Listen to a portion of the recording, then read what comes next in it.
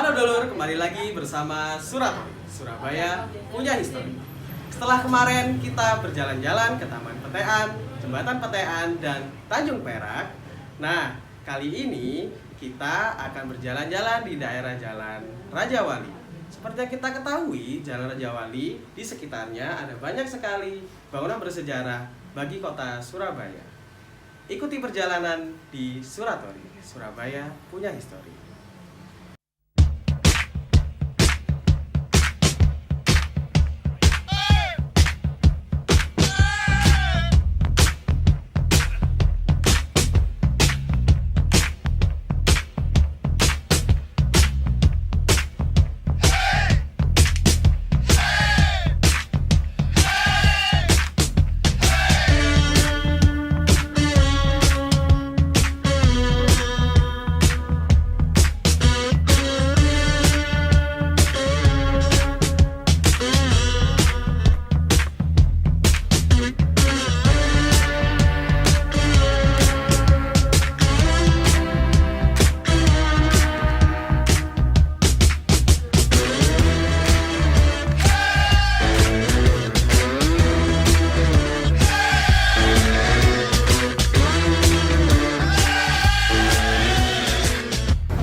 Halo Dur, kembali lagi bersama saya Ervan Saifuddin dari Taman Bacaan RW 2 Kleman Utara, Kecamatan Pepenjagan. Kali ini Suratori Surabaya dalam Histori berada di salah satu tempat bersejarah yaitu Jembatan Merah. Tapi kali ini saya tidak sendiri, tapi saya bersama teman saya, Kak Iwan, petugas dari Taman Bacaan Masyarakat RW 3 Nyambulengan. Yuk, kita sampai Mas Iwan sama-sama.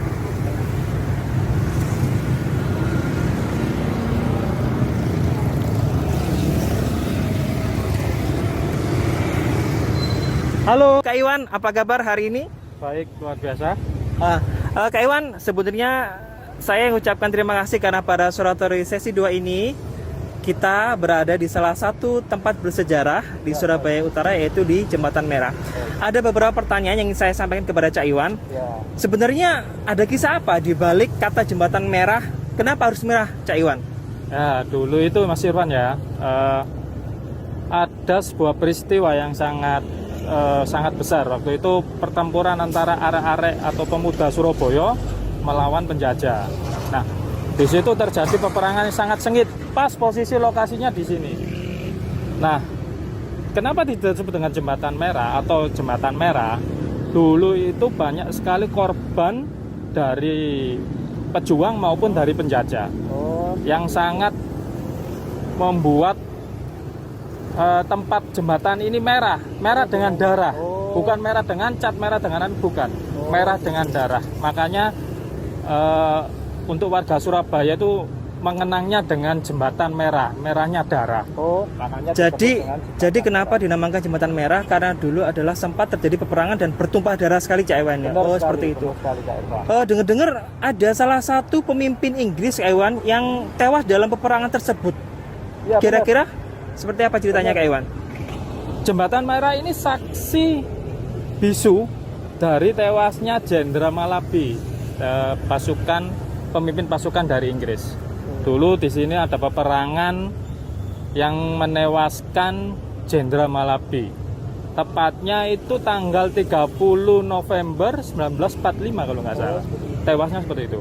Jadi ada pejuang arek Surabaya melempar granat dan mengenai Jenderal Malabi itu. Tapi sampai sekarang yang melempar siapa itu belum diketahui. Jadi ternyata salah satu rahasia peristiwa di sini adalah tewasnya seorang pemimpin Inggris gitu ya, yang bernama Jenderal Malabi. Gitu. Kalau boleh tahu, Jembatan Merah ini dibangun sendiri sebenarnya untuk kepentingan apa sih, Cak Iwan? Dulu itu Jembatan Merah ini bukan besi seperti ini, Mas Irwan.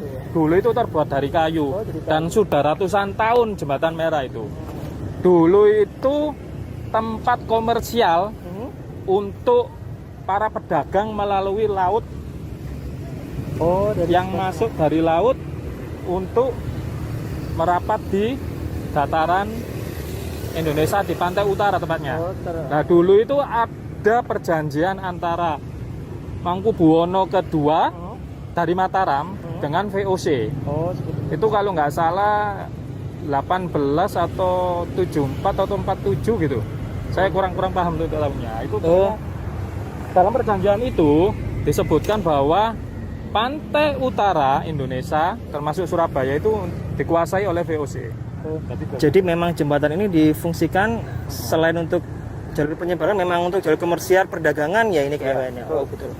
Apakah bentuk fisik jembatan merah dari dulu ini sampai sekarang masih sama atau ada beberapa pemugaran, Cak Iwan? Sudah saya jelaskan dari awal tadi bahwa sebenarnya ini adalah kayu. Iya. Pemugaran dari besi dan sampai sekarang ini dikerjakan atau dipugar pada tahun 1890 kalau nggak salah Kak Iwan. Kalau nggak salah loh ya, mungkin saya agak lupa untuk membaca buku sejarahnya. Jadi memang awalnya ini adalah jembatan kayu dan kemudian dibugar dan dipatenkan menjadi jembatan terbuat dari besi hingga sampai sekarang berwarna merah ya. Oh gitu. Kenapa ini bangunannya berbeda sekali Kak Iwan antara sisi barat jembatan dengan sisi timur jembatan merah ini? Kemungkinan mungkin ada histori. Iya, sebelah barat sana sama sebelah pun ya. Kok ada perbedaan ini? Mungkin ada sejarahnya Kak Iwan. Kak Iwan, dulu kalau sebelah barat sana itu tempatnya orang-orang Eropa. Oh gitu. Ya, orang-orang Eropa jadi bertempat tinggal di sana, makanya bangunannya semi Eropa sampai sekarang bagus-bagus.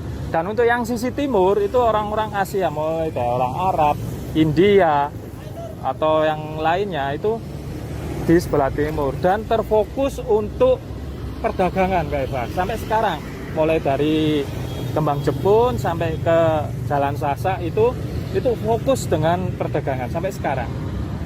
Jadi makanya kok ketika saya sudah melewati jembatan ini, kenapa kok ada beberapa sudut bangunan yang terlihat berbeda ternyata seperti sangat itu. mencolok ya. Iya, benar sekali karena di sana nuansanya seperti Chinese dan di sini bangunannya sudah banyak. Iya, Oke, Kak Iwan, terima kasih banyak atas kesempatannya. Mudah-mudahan kita bisa bertemu lagi dan sampai jumpa lagi di Suratori selanjutnya. Terima kasih Kak Iwan. Siap. Baik, dulur. Tadi kita sudah berbincang-bincang dengan salah satu teman kita, Kak Iwan, petugas dari Taman Bacaan Masyarakat RW 3 Nyambulungan mengenai Jembatan Merah. Kira-kira museum sejarah atau tempat bersejarah mana lagi yang akan kita ikuti? Tonton terus Suratori Surabaya Punya History.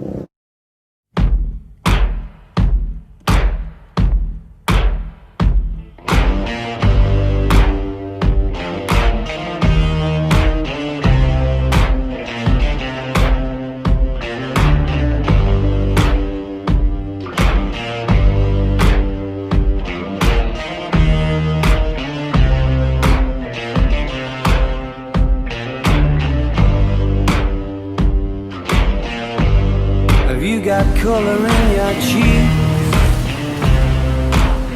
Do you ever get that feel that you can't shift the tide that sticks around? Halo dulur, kembali lagi di Suratori, Surabaya Punya History. Kali ini bersama Kak Ozon. Kak Ozon sedang berada di penjara Kalisosok.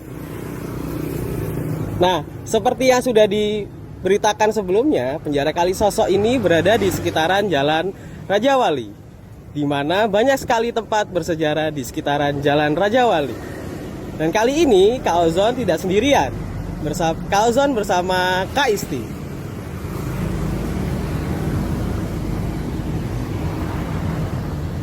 Mbak.